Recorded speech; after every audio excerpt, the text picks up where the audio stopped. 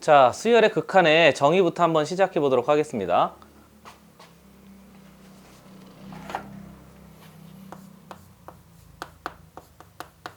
수열의 극한. 아이고.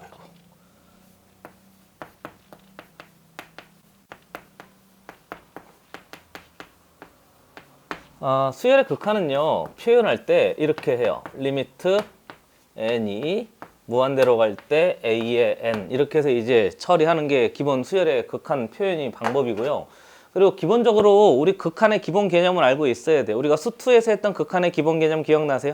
어떤 숫자에 한없이 가까워 갈 때 그 숫자의 목표값, 이게 이제 극한의 개념이었잖아요. 그러니까 우리가 앞에 수열의 극한의 정의도요, 함수의 극한하고 아주 유사해서 그 두 놈을 한번 잘 비교해 보려고 하는데, 확인해 보면 리미트 x가 어떤 특정 숫자 a로 갈 때 f의 x입니다. 이걸 이제 우리가 함수의 극한이라고 했으니까 두 개 조금 비교해 보려고 그래요.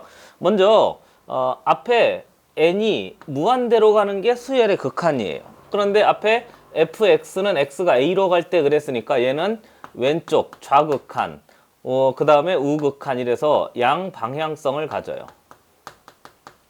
그런데 n이 무한대로 갈 거니까 얘는 단방향성을 가집니다. 방향성. 그러니까 함수의 극한처럼 좌극한, 우극한을 생각할 필요가 없는 거죠. 그러니까 수열의 어떤 n이란 항이 계속 커져갈 때만 생각하는 거예요. 그러니까 방향성은 별로 수열의 극한에선 중요한 게 아니었죠. 함수의 극한에선 좌극한, 우극한이가 이제 중요했잖아요. 정의할 때. 설마 함수의 극한을 알고 있죠, 그렇죠? 좌극한, 우극한 함수값이 같으면 연속이라고 하고, 좌극한, 우극한이 같으면 극한값이 존재합니다. 이 정도는 이제 아는 거예요. 그러니 뒤에 들어간 이 a의 n, 수열의 이걸 우리가 일반항이라고 하는데요. 일반항이 어떤 모습이냐에 따라서 이 수열의 극한값이 이제 결정이 되는 거죠. 함수 fx는 당연히 이제 어떤 함수냐에 따라서 우리가 달라지는 건 기본으로 아는 거고요. 그러니까 수열의 극한과 함수의 극한의 가장 큰 차이점은 단방향성이냐 양방향성이냐, 요걸 이제 이야기할 수 있는 거죠. 그러니까 이건 우리가 더 이상 이야기할 필요가 없는 거고요. 그렇습니다. 그리고 이제 얘가 어떤 특정 숫자 알파에 이제 들어갑니다. 그렇게 해서 이제 처리하면 알파의 목표값을 가집니다. 그러면 이제 우리가 극한값을 알파입니다. 이렇게 이야기할 수 있는 거죠. 그럼 이제 포인트는 여기 있으니까 이 수열의 일반항을 어떻게 처리할 것인가 하는 생각을 해야 되는데요. 첫 번째는 수열인 거니까 수열을 처리하는 기본 원칙은 나열입니다. 그래서 그놈을 나열해가지고 그 목표값이 어디인지를 이제 확인하는 방법이 있고요. 두 번째는 굳이 표현하자면 이 나열하는 건 나는 이렇게 해요. 식으로 표현할 수 있다고 하는 거고요. 그리고 앞에 주어진 쟤를 그래프로도 이해할 수 있어요. 그리고 일반적으로 수열이라고 하면 그래프보다는 아무래도 나열에 조금 더 포인트가 맞춰져 있는 거죠. 근데 나열에서 잘 안 보이면 뭐도 생각을 해봐야 되는 거지. 그래프를 그려서 접근할 생각도 좀 기본적으로 하고 계셔야 되는 거죠. 그래서 나열에서 이해하고 그래프로 이해하는데, 단지 조심할 건 이 그래프로 이해할 때는 이게 정의역이 자연수인 거죠.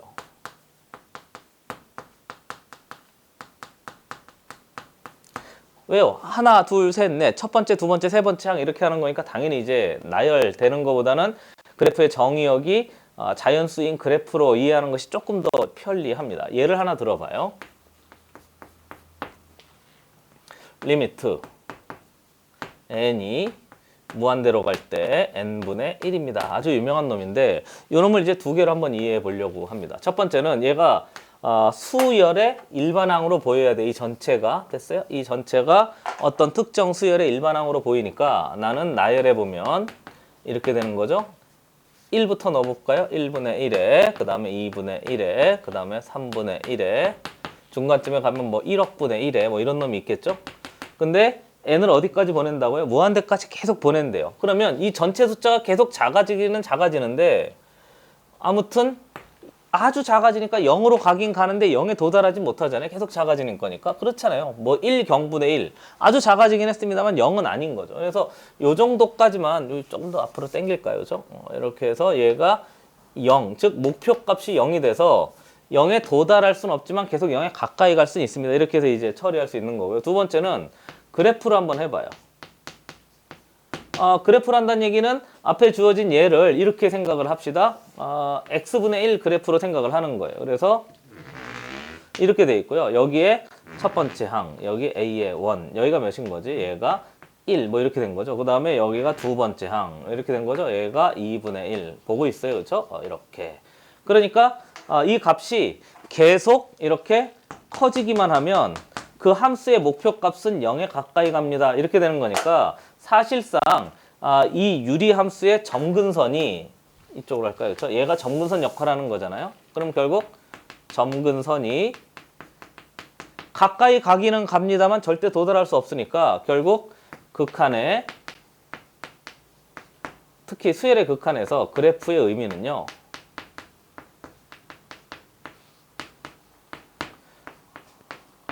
점근선에 좀 있는 거죠. 정확하게 말하면 수열의 극한인 거죠. 아주 유사할 수 있어요. 그러니까 점근선이 어디냐에 따라서, 즉 점근선이 있는 그래프냐 아닌 그래프냐를 이제 먼저 좀 확인을 좀 해봐야 되겠죠. 한번 보시죠. 자, 지웁니다. 하나만 더 예를 들어볼게요.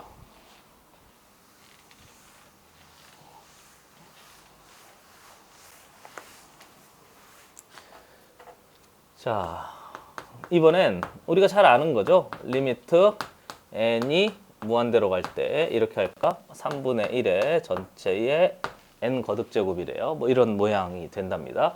당연히 얘는 기억나세요? 공비가 3분의 1이고요. 첫 항이 3분의 1인 등비 수열입니다. 그래서 얘도 두 가지로 이야기할 수 있는데, 첫 번째는 나열해봐요. 나열해서 처리해보면 3분의 1에 뭐 9분의 1에 그 다음에 27분의 1에 머릿속에서 이런 생각이 있으면 돼요. 그리고 막 가다 보면 0에 가까이 가긴 가는데 도달할 수는 없는 상태. 그러니까 그 값은 0입니다. 이렇게 해서 나열해서 이해할 수 있고요. 두 번째는 그래프로도 이해할 수 있는데, 앞에 주어진 얘를 지수 함수로 볼 수 있습니다. 그 지수 함수 밑이 0과 1 사이인 지수함수로 보고요. 그 중에서 정의역이 자연수인 놈인 거니까 지수함수도 역시 점근선이 있고요. 0과 1인 거니까 감수함수죠. 그리고 이렇게 돼 있어요. 그래서 이 그래프인데 얘를 이렇게 보는 거죠. 얘가 A의 1, 얘가 뭐 A의 2 이렇게 해서 여기가 이렇게 이제 처리해서 만들어서 여기 있는 애들의 목표값을 보게 되면 얘가 이렇게 가는 거니까 얘가 이렇게 돼서 역시 얘가 무슨 선 역할을 하는 거지? 점근선 역할을 하는 거잖아요. 그렇죠? 여기 첫 번째, 두 번째인데 첫 번째, 두 번째 뭐 여기 A의 1, 여기 A의 2 이렇게 하는 거죠. 됐어요?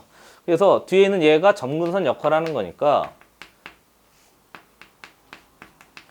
역시 목표값 자체가 몇인 거죠? 0입니다. 이렇게 해서 이제 처리하는 것이 기본 포인트입니다. 뭐 말하고 싶은지 받아들여지는 거죠. 그렇죠? 그러니까 나열해서 이해할 수 있고요. 그래프로 이해할 수 있는데 가능한 둘 다 해보는 걸 권해드려요. 어떨 때는 그래프가 좀 편리하고 어떨 때는 나열이 편리한데 머릿속에서 정의를 사용해서 문제를 푼다는 얘기는 나열해서 목표값을 찾든가 그래프를 그려서 목표값을 찾든가 이렇게 해서 이제 처리할 수 있는 거죠. 그럼 이제 남는 건 우리가 나열도 안 되고 그래프도 안 되면 어떻게 할 것인가 하는 생각인데요. 그래프 그리기가 복잡해지면 복잡해질수록 식으로 이제 풀 생각을 하는 거죠. 한번 보시죠.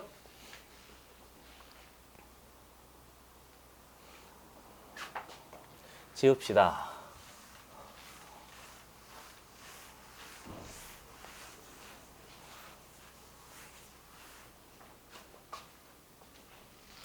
그러니까 극한을 이렇게 정의했으니까 우리가 극한의 식의 변형을 좀 정리합니다.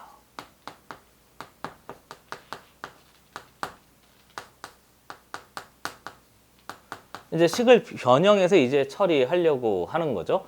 그럼 식을 변형하려면 반드시 무슨 꼴이 있어야 되냐면 당연히 우리가 앞에서 배웠던 수렴하는 놈이 있고요. 그 다음에 발산하는 놈이 있어요. 함수의 극한에서 한 거예요. 당연히 수렴하는 게 훨씬 더 중요하게 됩니다. 그래서 수렴과 발산을 먼저 좀 정의하고요. 그놈이 수렴할 때 식을 어떻게 변형하는지 확인해 봅시다. 첫 번째, 앞에 수렴하는 건요. 어떤 특정 값으로 가는 거니까 우리가 발산하는 거 한번 좀 생각을 해보죠. 발산할 때는 리미트 n이 무한대로 갈 때 예를 들어 뭐 이런 거죠. 2의 n 거듭제곱입니다. 이렇게 돼 있으면요. 앞에서 봤던 얘도 두 가지로 좀 처리할 수 있는데 나열해서 처리할 수 있고요. 그 다음에 그래프를 이용해서 이제 처리할 수 있어요. 그리고 나열하는 것은 2의 제곱에 땡땡땡 되는 거니까 이렇게 계속 커지고 있죠. 그렇죠? 그래서 커지는 거니까 얘가 발산합니다. 이렇게 해서 처리할 수 있고요. 그래프로 좀 이해해 보면요. 얘가 밑이 몇 자리? 밑이 1보다 큰 지수함수. 그 중에서 정의역이 뭐 자연수 이렇게 하는 거니까 증가해요. 이렇게 되고요. 당연히 첫 번째, 두 번째, 세 번째 항입니다. 그러면 목표값 자체가 계속 이렇게 올라가게 되는 거니까 무한대로 뭐 해버립니다? 발산해버립니다. 이렇게 처리할 수 있어요. 이건 뭐 우리가 함수의 극한에서 봤던 거하고 아주 유사한 내용인 거죠. 한번 보세요. 자, 지우죠. 그런데 발산하는 게 이거 말고요. 이제 이건 함수의 극한하고 완전히 똑같잖아요. 차이가 있는 건 이제 진동이란 놈인데, 물론 진동이란 놈도 한번 예를 들어 봅시다. 리미트 n이 무한대로 갈 때 확인해 보면 마이너스 1에 뭐 n 거듭제곱 뭐 이런 놈이 있대요. 역시 얘도 뭐 할 수 있고 계속 머릿속에 좀 같이 돌립시다. 알겠죠? 같이 돌립시다. 나열도 되고 뭐도 되고 그래프도 되고. 이제 이게 잘 안 되면 이제 식을 변형하는 걸 이야기하려고 하고 있는 중인 거죠. 나열해 보면 이것도 해야 돼요. 불러봐요. 마이너스 1. 같이 좀 합시다. 1. 왜 나만 해요? 1. 이렇게 된 거잖아요. 그리고 그래프로 해보면 왜 화를 내냐고? 이렇게 된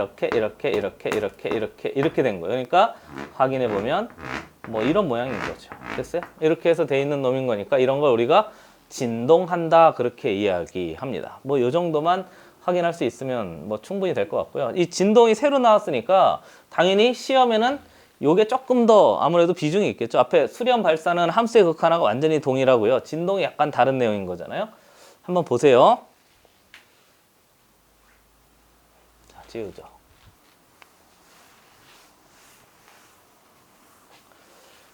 진동하는 놈 중에 또 몇 개 예를 또 들어봅시다. 리미트 n이 무한대로 갈 때 마이너스 2의 전체의 n 거듭제곱. 선생님 이런 거 말고는 없습니까? 이런 거 말고도 있는데 우리가 배운 걸로 좀 해봅시다. 그럼 요 놈은요. 역시 나열하고 그래프를 그리면 되는데 이제 조금 익숙해졌으니까 나 나열하는 거 말고 그래프만 이용해도 돼요. 그래프만 이용해서 이제 처리해봐도 돼요. 이해되는 거죠? 얘를 확인해 보면 그래프를 이용한다는 얘기는 찍어보는 거예요. 여기다 1 하면 마이너스 2분의 1, 그 다음에 4분의 1, 그 다음에 8분의 1, 그 다음에 16분의 1, 그 다음에 이렇게 될 테니까 그냥 좀 보면요. 이렇게 돼요. 이해되세요? 이렇게 해서 이제 올라가는 거니까 이게 아무튼 위로 올라가면 뭐 양의 무한대, 뭐 아래로 내려가면 음의 무한대 그렇게 생각해 본다면 아무튼 얘도 진동할 수 있습니다 해서 만들어지는 거죠. 얘도 극한값이 n지 모르잖아요. 목표값이. 그러니까 얘도 역시 우리가 극한값을 결정할 수가 없어요. 하나 더 해볼게요. 지워도 돼요? 한번 보실래요? 자, 지워요. 그러면 하나 더 해보죠. 리미트 n이 처음이니까 그렇잖아요. 처음이니까 좀 천천히 해봅시다. 마이너스 몇 분의 몇 할까요? 이해하기 싫으니까 뭐 3분의 1 정도 해볼까요? 그렇죠? 얘를 전체의 n 거듭제곱을 한번 해보래요. 역시 얘도 뭐로 이해해볼까? 그래프로 이해해봅시다. 됐어요? 식 말고 그래프로 이해해봅시다. 해서 또 한번 그려보면 마이너스 3분의 1 그렇잖아요? 그 다음에 올라가면 뭐 이쯤 할까요? 마이너스 3분의 1, 9분의 1 그 다음에 요렇게 돼요. 무슨 말이냐고요? 나열 한번 해볼까요? 그냥 해도 될 것 같은데 마이너스 3분의 1 그 다음에 몇 분의 몇이에요? 9분의 1 그 다음에 마이너스 27분의 1 그 다음에 81분의 1 뭐 이렇게 갈 거 아니에요. 그러니까 점이 찍힐 때 처음에 여기 찍혔다가 점점 여기 찍혔다가 여기 찍혔다 여기 찍혔다 이렇게 되는 거예요. 그러니까 그래프 입장에서 보면 이렇게 돼버린단 말이죠. 그러니까 얘는 목표값이 있어요. 됐어요? 이렇게 해서 0을 향해서 계속 가는 놈인 거니까 사실은 얘도 0에 계속 가까이 가지 0이 되진 않잖아요. 얘가 0이 될 리가 없잖아요. 근데 위의 숫자 입장에서 보면 점점 작아지고 아래 숫자 입장에서 보면 점점 커지는 건데 여길 향해서 가고 있습니다. 그래서 목표값 자체는 얘는 0인 거예요. 그러니까 진동할 때 이렇게 똑같은 숫자를 유지하는 게 있고요. 또는 위아래 이렇게 점점 작아지는 게 있고 위아래 위 이렇게 점점 커지는 놈이 있어서 이걸 그냥 따로 이름 붙여서 이건 교과상에서 있는 내용은 아닌데 그냥 이렇게 합시다. 유한 진동한다고 합시다. 그래서 유한 진동은요. 얘가 0에 수렴하는 경우가 생겨요. 나중에 보게 되면 조금 더 자세히 이야기할 거예요. 그러니까 진동하는 중에 조금 이상하다. 마이너스가 들어가 있다. 그래서 요걸 조금 더 정리하려고 합니다. 한번 보시죠. 자, 지워요.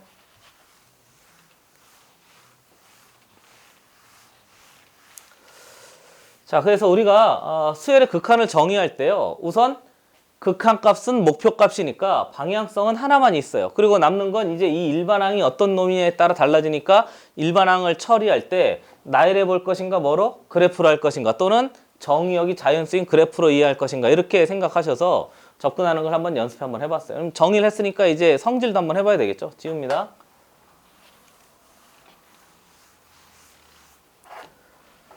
두 번째, 극한의 성질입니다.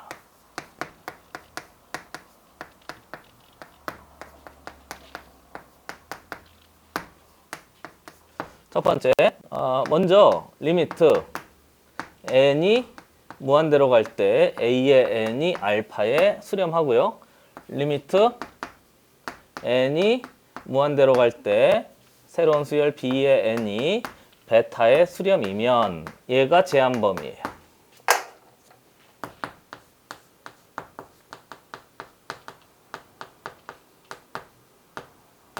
결국은 발산하거나 진동할 땐 쓰지 않겠다는 거예요. 됐어요? 발산하거나 진동할 땐 쓰지 않을 거고요. 오로지 수렴할 때만 극한의 성질을 씁니다 해서 만들어진 거고요. 그 교과상에서 이 극한의 성질을 설명할 때 이렇게 해요. 알려져 있습니다. 이렇게.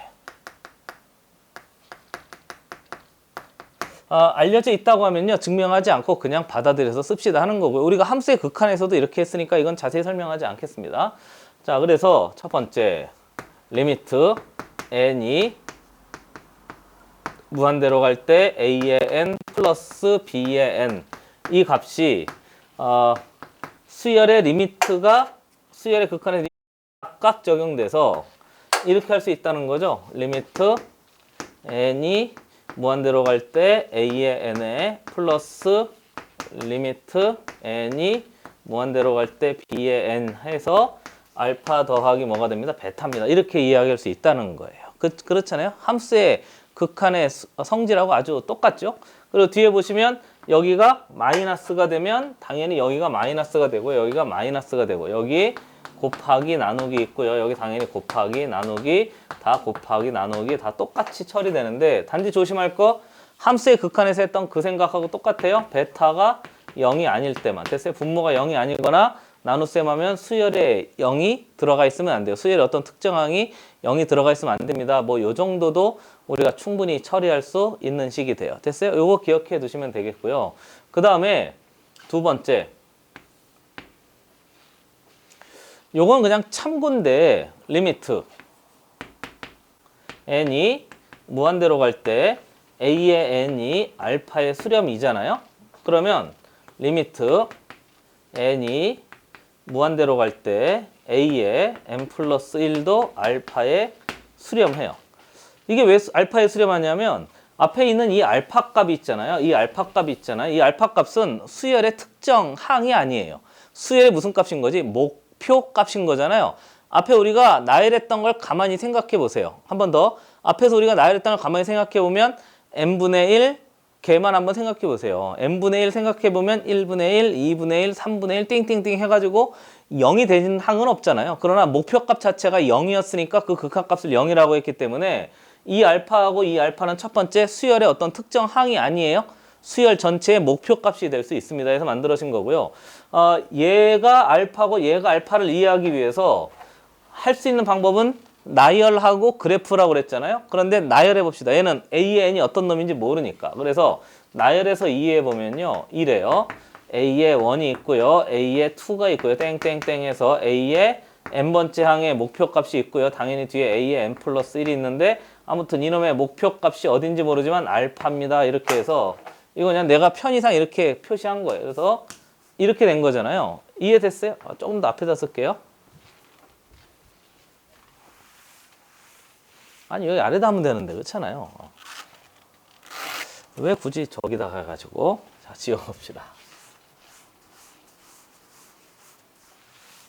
좀 재미가 없죠. 여기가 수열이 막 나열하고 그래서 꽤 크게 이렇게 재미가 없어요. 근데 뭐 어떡합니까? 나열해서 처리해야 되는 걸.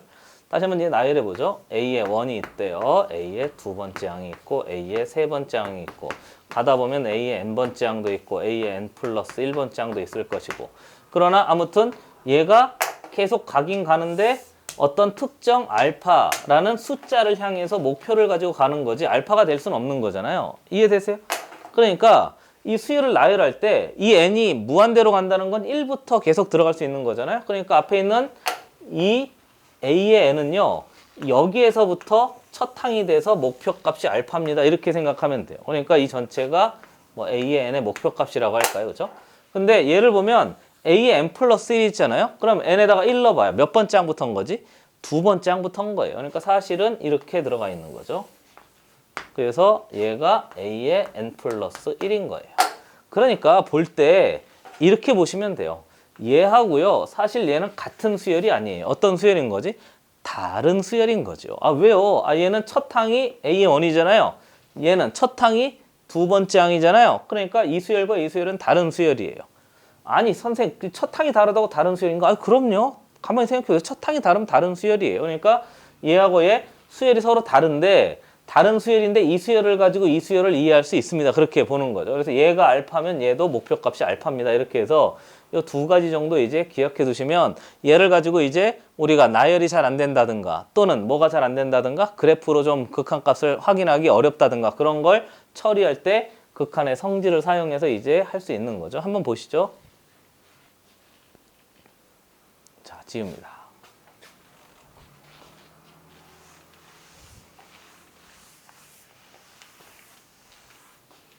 지워도 되죠? 그죠? 그래요. 자, 세 번째.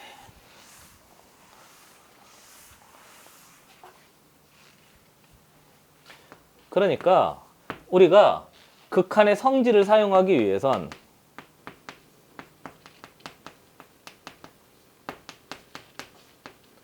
반드시 뭐가 돼야 되지? 수렴하는 형태가 돼야 돼요. 됐어요? 그걸로 바꿔야지만 우리가 함수의 극한에서 그렇게 했었잖아요. 그러니까 이 수렴하는 형태 얘가 조금 중요해요. 그래서 얘를 몇 개 좀 정리해 봅시다. 첫 번째는 리미트 아까 했던 거죠. n이 무한대로 갈 때 n분의 1의 값은 몇에 해당합니다. 0에 수렴합니다. 이렇게 해서 이제 극한값 요거 하나 처리했고요. 그 다음에 두 번째 리미트 n이 무한대로 갈 때 오토바이 소리가 들리네요. 그래서 얘가 이렇게 해요. 뭐 2분의 1의 전체의 n 거듭 제곱은 0입니다. 뭐 이 정도 생각할 수 있으면 돼요. 그리고 당연히 얘는 우리가 기본적으로 선생님 얘가 왜 2분의 1입니까? 뭐 3분의 1, 다 돼요. 뭐 4분의 1, 뭐 여기가 뭐 a분의 1, 뭐 이런 형태면 돼요. 당연히 a는 0이 아닌 거고요. 그리고 a는 1보다 크다고 합시다. 이해됐어요? 이 정도 생각할 수 있으면 돼요. 그런데 이렇게 쓰면 좀 아래를 많이 써야 되니까 나는 뭐 이 정도 하나 쓰고 갈게요. 그리고 얘하고 얘를 나열할 수도 있는데 그래프를 조금 떠올려 보시면 그렇게 까다롭지 않아요. 우리가 앞에서 했던 거니까. 얘 보세요. x분의 1인데 자연수 제한 범위를 걸린 그래프다. 얘는 2분의 1의 n 거듭 제곱이니까 지수함수인데 지수함수의 정의역이 자연수다. 이렇게 처리하면 되니까 그래프 입장에서 보면 둘 다 점근선이 존재해요. 됐어요? 점근선이 존재하니까 그 점근선 y는 0인데 그 0이 무슨 값 역할을 하는 거지? 극한값 역할을 하는 거예요. 요거 하나 좀 기억해 두시면 되고요. 그 다음에 세 번째, 요건 참고인데요. 리미트 n이 보고 있어요? 무한대로 갈 때 a의 n이 이렇게 되잖아요. 뭐 하고 있는 거지 지금? 발산한다는 얘기죠. 그럼 발산하면 극한의 성질을 쓸 수 없는 거예요. 사칙 연산에 각각 적용할 수가 없는 거니까. 근데 이 식이 제시가 되면 리미트 n이 무한대로 갈 때 a의 n분의 1은 0에 수렴합니다. 얘가 또 확인이 돼요. 왜냐하면 n이 커지는데 얘가 계속 커진다는 얘기잖아요. 그럼 계속 커지면은 결국 위에 숫자가 고정이 되어 있고 아래 숫자가 계속 커지기만 한다면 이 전체 숫자는 작아지는 거죠. 뭐 그렇잖아요. 앞에 했던 이거하고 아주 유사해요. 그러니까 이 정도도 기억하고 있으면 식 변형할 때 충분히 우리가 사용할 수 있는 거죠. 그러니까 극한의 성질을 사용하기 해서 극한 값을 계산할 때는 반드시 수렴하는 형태인가를 꼭 확인해 보셔야 돼요. 알겠죠? 꼭 확인해 보셔야 돼요. 몇 번 강조합니다. 아주 잘 틀려요. 한번 보시죠.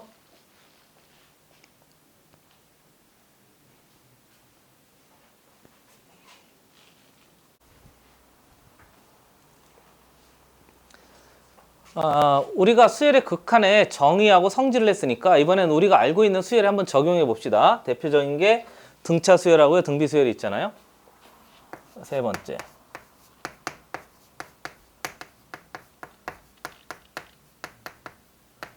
등차 수열의 극한. 등차 수열은 리미트 n이 무한대로 갈 때 기본적으로 설마 일반항은 알고 있죠? n에 대한 몇 차식인 거죠? 1차식입니다. 그래서 나 이렇게 써도 돼요. 그냥 a의 n의 플러스 b입니다. 이렇게 할게요. 됐어요? 그래서 이놈의 극한값을 한번 찾아봅시다 하는 거고요. 당연히 사실은 지금부터 하는 게 아주 중요하니까 잘 들어두셔야 돼요. 앞에 이 a를 기준 삼는데요. 이 a가 기준 잡고 분류해요. 내가 좋아하는 거죠. 그렇죠? 까다로운 문제는 다 기준 잡고 분류하게 돼 있어요. 저 앞에 있는 A는 아시다시피 등차 수열의 공차 역할을 해요. 그래서 공차를 기준 잡고 분류해서 이제 처리할 수 있으면 돼요. 해봅시다. 첫 번째, A가 0이 되기도 해요. 그리고 두 번째, A가 양수가 되기도 하고요. 세 번째, A가 음수가 되기도 합니다. 이게 세 가지를, 즉 공차가 0이란 얘기는 똑같은 숫자가 계속 반복된다는 거니까 결국 뒤에 있는 이놈이 계속 수열의 극한값이 될 테니까 얘가 B가 돼요. 이런 걸 수렴한다고 하죠. 양수도 되고 0도 되고 음수도 되고 이해되고 있는 주인 거죠. 그렇죠? 그리고 A가 양수, A가 음수 이렇게 돼 있다는 얘기는 공차가 양수, 공차가 음수인데요. 역시 얘 이해할 때 식으로 이해할 수 있고 뭐로 이해할 수 있고 그래프로 이해할 수 있는데 나는 주로 그래프로 한번 해볼게요. A가 양수란 얘기는 수열에 얘가 원래 X축, 얘가 Y축인데 좀 자세히 해요. 얘가 N이고요. 얘가 A의 N입니다. 이렇게 해서 이제 처리할 수 있고 N이 양수란 얘기는 어디서 출발한지 모르지만 이렇게 된 거잖아요. 이해되고 있는 중인 거죠. 그렇죠? N에 대한 1차식 그렇잖아요. 그러니까 기울기. 근데 기울기가 양수 이렇게 된 거죠. 이렇게 이렇게 그렇잖아요. 그럼 얘는 당연히 무한대로 발산해 버려요. 이 정도는 되는 거죠. 좋아요. 그 다음 A가 음수가 되잖아요. 그럼 역시 뭐 첫 항에 따라 조금 차이가 있긴 하겠습니다만 그냥 내 맘대로 할게요. 뭐 이렇게 돼 있대요. 그럼 얘도 역시 음의 무한대로 발산해 버려요. 그럼 얘는 양의 무한대, 얘는 음의 무한대니까 결국 수렴하는 경우는 이때만 되는 거죠. 그래서 등차 수열인 경우에는 수렴하려면 공차가 0일 때만 수렴하게 돼요. 생각해 보시면 공차가 0이라는 얘기가 뭐지? 똑같은 숫자가 계속 있다는 얘기잖아요. 첫 항이 계속하는 그 숫자의 나열을 공차 0짜리 등차 수열입니다. 이렇게 보는 거니까 등차 수열인데 공차 0짜리를 설명할 필요가 없잖아요. 그러니까 얘는 거의 나오지 않아요. 그러니까 등차 수열은 주로 발산하기 때문에 시험에 잘 나오지 않고요. 그래도 알고 계세요. 포인트는요. 이걸 외우라고 하는 것이 아니고 기준 잡고 분류할 수 있는데 공차가 중요하다. 이 정도 기억하고 있으면 되겠습니다. 한번 보세요. 자, 지읍시다.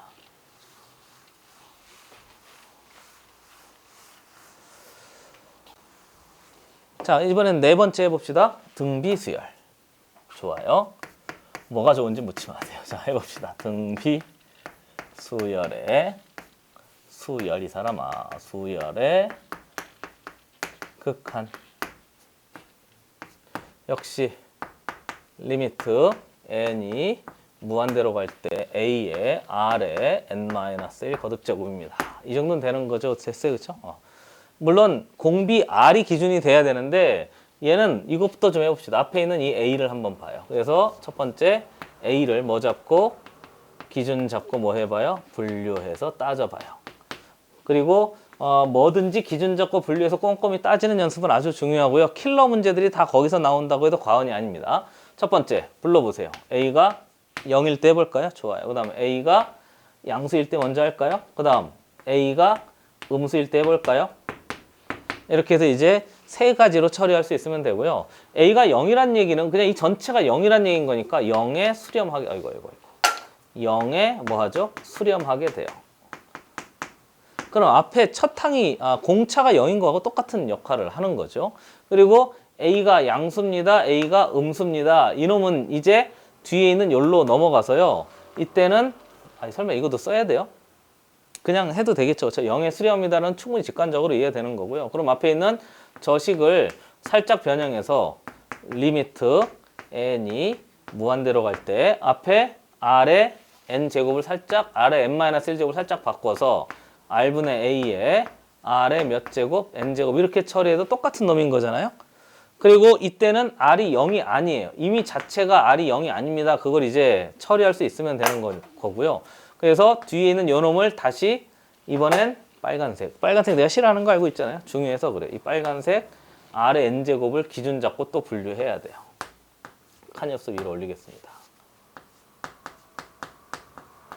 기준 잡고 분류해서 몽차장 다 따져봐야 되는데 이게 아주 중요한 거죠. 됐어요? 아주 중요한 거죠. 당연히 우리가 이 상태에서 놓고 보면 r이 0이 아닙니다. 이렇게 해서 처리할 수 있어야 되니까 우리가 우선 하나만 먼저 찍고 넘어갑시다. 좀 깔끔하게 정리하기 위해서 이렇게 들어갈 수 있어요, 없어요? 가만히 생각해 보세요. 얘 이렇게 놓고 봐요. r분의 a입니다. 이렇게 하는 그 순간에 r분의 a가 하나의 숫자잖아요. 그러니까 어떤 똑같은 숫자가 계속 나열되는 거니까 아까 극한의 성질 이야기할 때 얘가 수렴해버리니까 극한을 정의할 수 있단 말이죠. 알겠죠? 그렇죠? 각각 적용할 수 있어요. 그럼 이제 얘가 1로 들어갈 수는 있으니까 얘가 1로 들어가는지만 살펴보면 된단 말이죠. 이해되고 있는 중인 거죠? 그래서 우리가 주로 살펴볼 것은요. 얘하고 얘를 같이 하지 않고요. 일반적으로 위에다 올릴까요? 위에다 올리죠. 리미트 n이 무한대로 갈 때 r의 n 거듭제곱만 주로 살펴봐요. 너무 자세히 했나요? 그래서 앞에 주어진 얘를 기준 잡고 분류해서 이제 따져봅시다 하는 게 포인트입니다. 됐어요? 이렇게 놓고 보면 이땐 r이 0이어도 돼요. 이해되는 거죠? 그렇죠? 이때는 r이 0이면 안 되지만은 이때는 r이 0일 수도 있으니까 이렇게 놓고 우리가 다 기준 잡고 분류해 봅시다. 그리고 얘는 아주 중요해요. 기준 잡는 방법이 모두 5가지나 돼요. 그래서 잘 나오죠. 얘가 r인 거고요. 잘 보이세요? 그럼 여기가 마이너스 1일 때가 있고 여기가 1일 때가 있고 선생님 왜 그렇습니까? 잠깐만 기다려 보세요. 이렇게 해서 여기가 기준 1이 되고요. 얘가 마이너스 1일 때도 따로 살펴봐야 돼요. 얘가 기준 2가 되고요. 그럼 얘가 기준 3이 되고요. 그럼 얘가 기준 4인 거예요. 그 다음 얘가 기준 5인 거예요. 이렇게 해서 기준이 모두 5개가 돼서요. 1과 마이너스 1 요놈을 가지고 5개로 분류할 수 있어요. 확인해 봅시다. 다 꼼꼼히 따져볼 테니까요. 그만큼 중요해서 그래요. 그리고 내가 지금 하는 것들 있잖아요. 그냥 개념이라고 생각하지 마시고 문제 풀 때도 나도 이렇게 할 거거든요. 어려운 문제를 만나면 지금 이렇게 합니다 하는 걸 개념 설명으로 미리 하고 있는 중인 거니까 그냥 가만히 뭐라고 할까? 멍 때리면서 보면서 그냥 뭐 그렇겠지 뭐 이렇게 하고 넘어가려고 하면 안 돼요. 지금 내가 문제 풀고 있다고 생각을 하셔야 됩니다. 그래서 기준 잡고 분류해 보면 첫 번째 r이 마이너스 1보다 작대요. 그러니까 마이너스 1보다 작은 이쪽 파트가 되는 거거든요. 그러면 조금 더 나열해 보면요. 예를 들어 봐서 처리해 보면 리미트 n이 무한대로 갈 때 마이너스 2의 n 거듭제곱 이렇게 된 놈을 가만히 생각해 보세요. 그러면 마이너스 1보다 작은 저쪽으로 가면 플러스 마이너스가 계속 반복이 되겠죠? 그렇잖아요? 그렇잖아요. 한 번 들어가면 마이너스, 두 번 들어가면 플러스, 한 번 들어가면 마이너스. 그러니까 마이너스가 왔다 갔다 하는데 조심할 건 숫자가 점점 어떻게 되지? 한번 살짝만 해봐요. 좋아요. 이렇게 돼 있대요. 요 놈이 전체 일반항이라고 하면 첫 번째는 마이너스 2, 그 다음에 플러스 4 이렇게 되는 거니까 이렇게 된다니까요. 됐어요? 이렇게 돼버린다고요. 그러니까 얘는 진동해버려요. 뭐 무한진동 뭐 그렇게 하기도 하는데 그냥 진동하니까 얘는 수렴하지 않는 거죠. 우리의 관심사가 아닌 거예요. 그래서 얘는 그냥 이렇게 합시다. 이때는 진동한다고 하죠. 그 다음 두 번째. 그럼 r이 마이너스 1일 때는 어떨까요? 다 따져보려고요. r이 마이너스 1이다 하는 얘기는 저놈 여기에 마이너스 1이 들어갔습니다. 그런 거니까 역시 이놈도 진동하는데요. 왜 진동하는지 한번 살짝 그려봐요. 리미트 n이 무한대로 갈 때 마이너스 1에 n 거듭제곱 이렇게 들어간 거잖아요. 그러면 1 들어가면 마이너스 1, 그 다음엔 플러스 1, 마이너스 1인 거니까 이렇게 돼요. 그렇잖아요. 그러니까 결정할 수가 없습니다. 그래서 이때도 우리가 진동한다고 하는 거죠. 얘도 진동하고요. 그 다음에 세 번째. 다 따질 거냐고? 아, 그럼요. 다 따질 거예요. 하나도 빠짐없이 다 따질 거예요. 그게 수학인 거죠. 두 번째는 마이너스 1과 1 사이에 있으면 되는데요. 얘를 조금만 더 자세히 해볼게요, 내가. 그래서 이렇게 0을 기준으로 해서 하려고 하고요. 만약에 나머지 것들을 다 정리한 다음에 한꺼번에 외울 수 있으면 제일 좋아요. 그러나 조금 더 자세히 하는 거죠. 지금은 개념 좀 자세히 해주려고 하는 거니까요.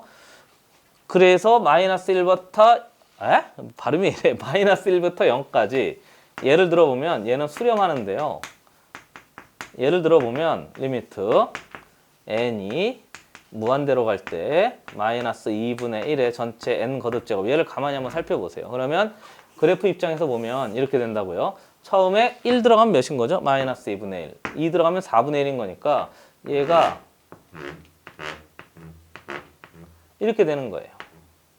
됐어요? 이렇게 돼서 0에 수렴합니다. 그런 거니까 얘도 사실은 여기까지는 다 진동이에요. 그래서 조금 더 생각해 보시면 이쪽 0 왼쪽인 거니까 음수잖아요. 음수니까 거듭 제곱하면 플러스 마이너스가 계속 반복될 수밖에 없는데 얘하고 얘는 커졌다가 얘는 유지됐다가 얘는 점점 작아지는 거예요. 무슨 말인지 이해되는 거죠? 그렇죠? 그래프 앞에 그렸던 걸 가만히 생각해 보세요. 그러니까 얘는 수렴이라고 이야기할 수 있는 거죠. 그래서 잘 나와요. 그렇잖아요? 지금부터 수렴 파트가 이제 나오기 시작하는 거죠. 지웁니다. 그 다음에 이러다가 칸이 부족하겠는데? 칸 부족하면 지우고 다시 할게요. 자, 네 번째 보시죠. 네 번째 보면 이번엔 R이 0일 때인데 0일 때도 0에 수렴해요. 그러니까 나 그냥 여기다 이렇게 쓸게요. 됐죠? 그냥 생략합시다. 그 다음에 R이 0에서부터 몇 사이? 1 사이일 때. 1 사이일 때도 역시 수렴해요. 얘만 이렇게 생각하면 되는 거죠. 그래서 2분의 1에 n 거듭제곱입니다. 그러면 얘는 지수함수 생각합시다. 지수함수 이렇게 됐어요. 그래서 무슨 선이 있어? 점근선이 있어. 0에 수렴해. 숫자 0도 중요한데요. 그보다 더 중요한 거 수렴한다는 것도 아주 중요한 거죠. 지웁니다. 그 다음에 다섯 번째. 조금 더 자세히 했어요. 얘보다 조금 더 자세히 해요. R이 1일 때도 한번 살펴봐요. 그럼 R이 1이면 계속 여기 얘가 1인 거잖아요. 똑같은 숫자 계속 111 만들어질 테니까 얘는 쓰지 않고 그냥 수렴해요. 됐습니까? 그럼 여섯 번째. 이번엔 R이 1보다 클 때인데 얘도 발산해 버리는데요. 얘만 살짝 생각해 볼게요. 방향성은 단방향성 리미트 n이 무한대로 갈 때 뭐 3의 n 거듭제곱 뭐 이런 걸 한번 생각해 보세요. 그럼 지수함수라고 이해하세요. 미시 1보다 큰 거니까 이런 함수가 되는 거고요. 단방향성으로 가니까 이렇게 올라가서 무한대로 발산해 버린단 말이죠. 이해되고 있는 중인 거죠? 그렇죠? 됐어요? 자, 이렇게 해서 정리를 좀 한번 해 봤습니다. 그러니까 결국 수렴하는 놈은요. 여기에서부터 출발해서 이만큼만 수렴하는 거고요. 여기 0이 들어가 있다는 거 기억해 두시고 1이 들어가 있다는 거 기억해 두시면 돼요. 됐습니까? 한번 보세요. 자, 정리하시죠.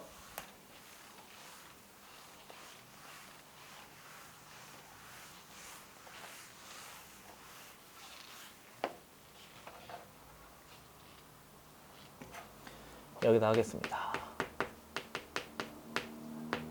정리. 리미트 n이 무한대로 갈 때 a에 r에 n-1 거듭제곱 이렇게 있잖아요. 그럼 얘를 우리가 수렴하는 조건이요.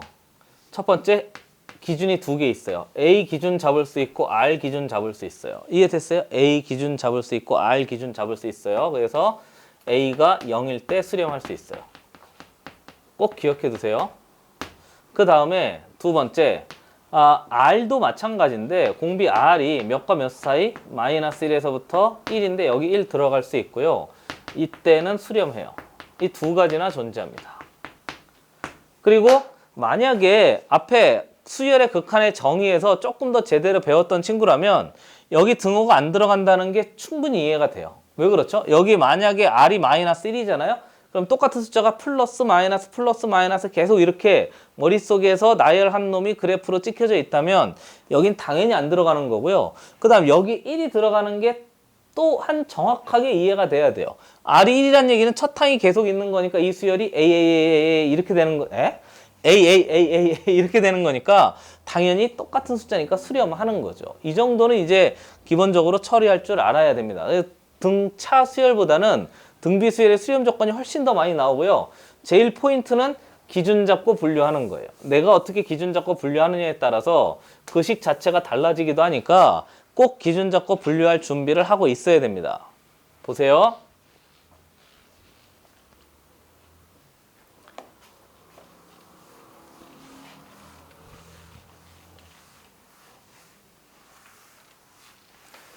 자, 마지막 5번째인가요?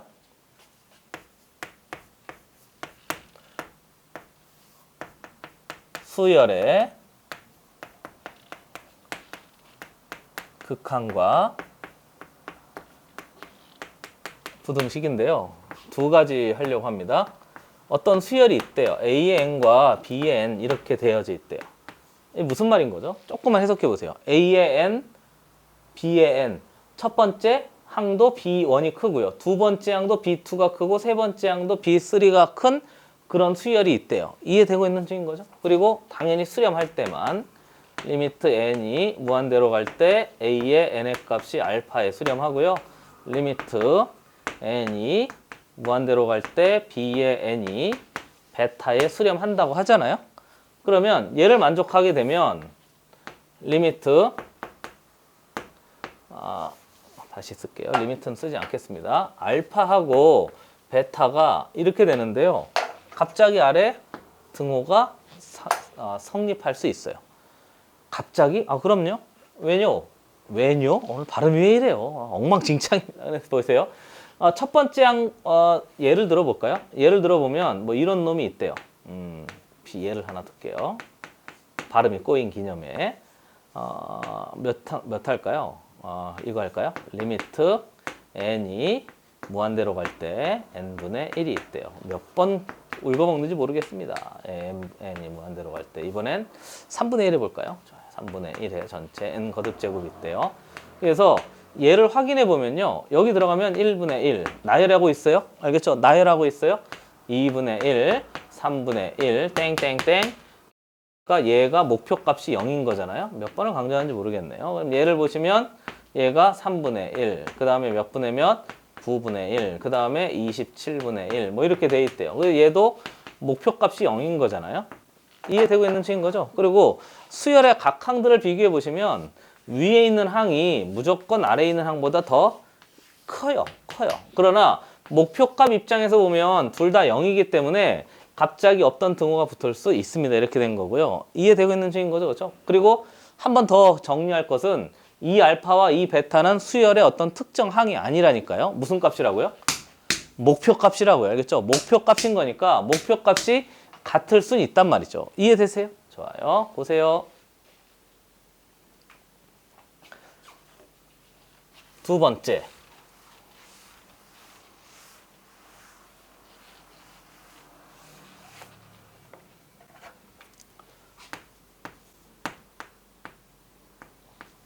A의 n, B의 n, C의 n 이렇다면 이번엔 유명한 놈이잖아요. 그래요. 함수의 극한에서 있었던 샌드위치 정리입니다.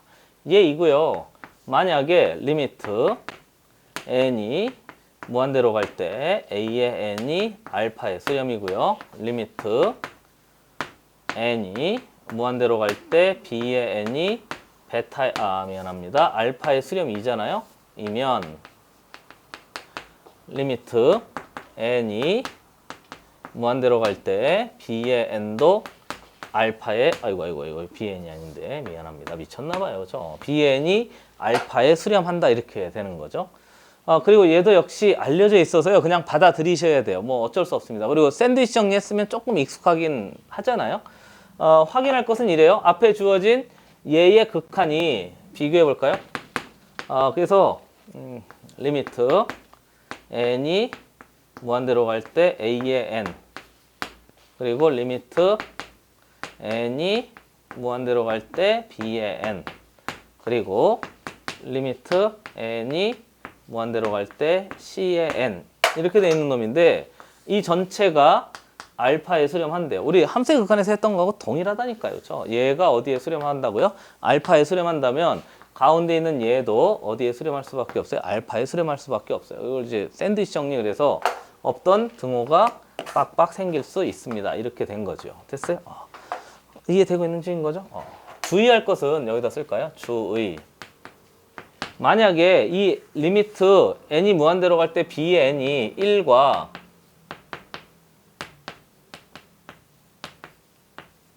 만약에 2 사이 뭐 이렇게 돼 있다면 이 b의 n이 1과 2 사이에 있는 어떤 숫자에 수렴합니다. 그렇게 이야기할 수는 없어요. 왜냐하면 우리한테는 함수의 극한하고 아주 다른 진동이 있잖아요. 그러니까 이 b의 n이 이 사이에서 이렇게 할 수도 있어요. 예를 들어 2분의 1, 2분의 뭐 예를 들어 3분의 1, 그 다음에 2분의 1, 그 다음에 3분의 1 이렇게 해서 왔다 갔다 할 수도 있단 말이에요. 그럼 얘는 수렴한다고 하지 않고 뭐 할 수도 있는 거지? 진동한다고 이야기할 수 있기 때문에 진동하는 놈은 우리가 극한값을 따지지 않는단 말이죠. 그러니까 우리가 샌드위치 정리 이걸 위에다 써야 돼요. 샌드위치 정리. 우리가 수열의 극한에서 포인트를 잡아야 될 것은 식을 만들어서 양 끝값으로 중간값에 있는 어떤 모르는 이런 걸 뭐 간접 증명 방법이라고 하는데 모르는 극한값을 처리할 수 있을 때는 항상 양쪽에 극한값이 수렴해야지만 처리가 가능한 거죠. 꼭 기억해 두셔야 되는 거예요. 됐습니까? 자, 한번 보시죠. 나중에 문제 풀 때 또 이렇게 할 거예요. 식을 변형하면 돼요. 한번 보시죠.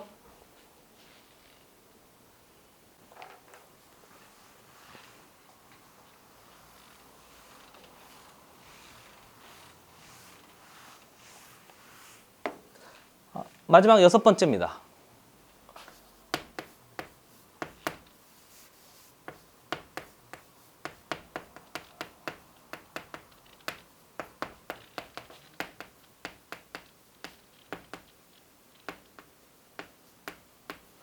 극한의 활용인데요. 활용할 때는 우리가 몇 번씩 강조했던 건데요. 첫 번째는 미지수를 잘 설정하면 돼요. 미지수 설정할 때 방법이 직접 설정하는 방법이 있고 그 다음에 간접 설정하는 방법이 있거든요.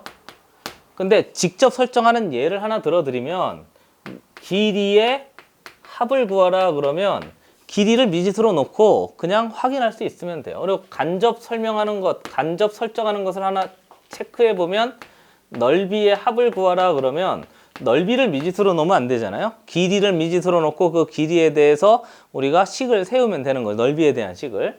그리고 두 번째, 우리가 하는 게 지금 수열인 거니까 수열의 일반항을 작성하면 돼요.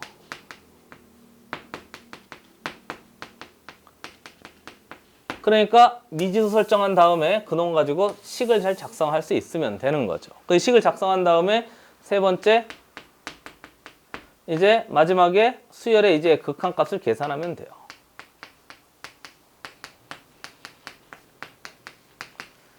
그리고요, 이 식을 작성해 보면 아이들이 첫 번째로는 아주 복잡한 식이라고 생각하는데 간단한 식하고요, 복잡한 식이 있는데 생각보다 아주 식이 간단해요. 선생님, 간단하다는 기준이 뭡니까? 간단하다는 기준은 없습니다. 그러나 첫 번째로는 쫄지만 마세요. 쫄아서 식 세우면서 막 벌벌 떨면서 이거 내가 뭐 이런 식을 못 세워볼 거야. 그렇게 하면 그 순간 이제 식 작성 자체가 안 되니까 극한값을 구하기 어렵고요. 두 번째 포인트는 간단한 식이기 때문에 계산도 그렇게 어렵지 않아요. 됐어요? 계산이 그렇게 어렵지 않습니다. 포인트 잡을 건 식을 깔끔하게 정리하기 위해서 직접 잡을 것인가 간접 잡을 것인가 이 생각을 하셔야 되고요. 그리고 대다수의 경우 얘가 식을 작성할 때 도형을 이용해서 하는 경우가 있는데 도형에서는 제일 중요한 게 보조선 사용하는 거예요. 그래서 보조선 사용할 때 세 가지 정도 기억하시면 되는데 첫 번째는 수직선을 내려 긋고요. 당연히 수직 조건, 중점 조건 아주 중요합니다. 두 번째는 연장선도 한번 그려보세요. 연장선이라고 하면 도형의 정의 또는 원이면 원 중심 찾고 반지름 찾고 뭐 이런 것들을 사용해서 연장선을 그려보면 되고요. 세 번째는 아주 드물게 평행선도 사용해서 이게 다란 말이에요. 그 수직선 사용하면 90도니까 뭐 피타고라스 정의 삼각비 뭐 이런 거 사용할 준비를 하면 돼요. 우리가 벌써 이제 고3까지 왔을 테니까 가능한 도형을 처리하면서 배웠던 그런 기본적인 상식들을 잘 적용할 줄 안다는 가정하에서 이 정도 생각만 있으면 충분히 할 수 있는 거죠. 그래서 극한식 활용이 사실은 수능에 제법 많이 나오고요. 아이들 나왔을 때 딱 겁먹기 좋은 파트인데 충분히 할 수 있는 식이라고 생각하고 계산이 깔끔하다고 생각하면 그렇게 손을 못 댈 만큼 벌벌 떨 만큼의 레벨 문제가 아닙니다. 됐어요? 고생 많았습니다. 다음 시간에 봐요.